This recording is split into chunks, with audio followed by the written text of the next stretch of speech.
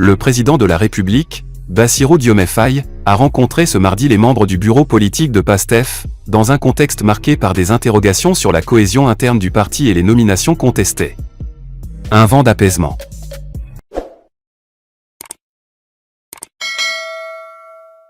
À l'issue du Conseil des ministres de ce mercredi qu'il juge inspirant, Moustapha Guirassy met en avant une séance marquée par l'humour, la rigueur et la cohésion, débouchant, selon lui, sur des décisions prometteuses pour l'avenir du Sénégal. Le gouvernement sénégalais a promis, mardi, d'aider les autorités maliennes à convoyer vers leur pays une importante quantité de marchandises en souffrance au port de Dakar.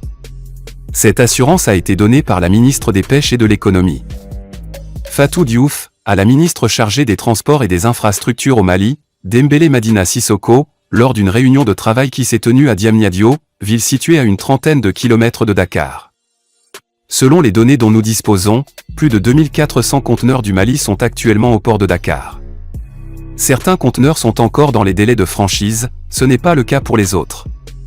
Le but de cette rencontre, c'est de trouver ensemble une solution transitoire, a expliqué Madame Diouf. Il s'agit aussi de trouver une solution durable, qui nous permettra de faire en sorte que cette situation ne se reproduise plus, a-t-elle ajouté en présence de Dembélé Madina Sissoko. Fatou Diouf dit avoir reçu des autorités sénégalaises la consigne de faciliter l'acheminement des marchandises destinées au Mali, qui se trouve au port de Dakar. Les instructions que nous avons reçues du président de la République et du Premier. Les instructions que nous avons reçues du président de la République et du Premier ministre, c'est de ne ménager aucun effort pour renforcer la coopération bilatérale. Nous allons ensemble trouver une solution durable et définitive, a assuré. Consécutif, confirmant sa position d'acteur central de la gouvernance nationale. Le chef d'État a d'ailleurs entamé un déplacement vers la France, juste avant la cérémonie officielle de prise de fonction. Le protocole républicain ivoirien exige que le président élu soit solennellement investi après l'authentification des résultats par la plus haute juridiction constitutionnelle. Cette procédure méticuleuse assure la pleine légitimité de l'autorité exécutive. Cette procédure méticuleuse assure est le soutien affiché par les institutions étatiques.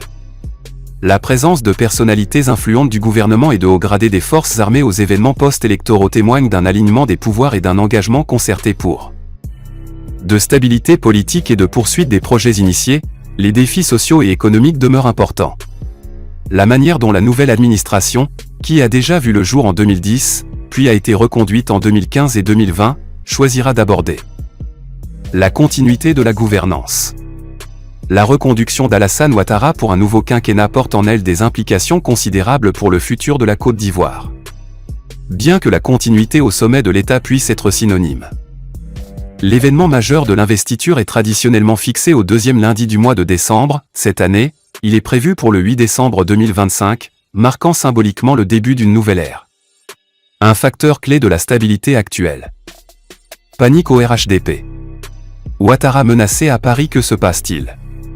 La scène politique ivoirienne est dominée par la réélection d'Alassane Ouattara, dont le mandat a été validé par le Conseil constitutionnel suite à un scrutin présidentiel en Côte d'Ivoire, ayant démontré un appui populaire massif.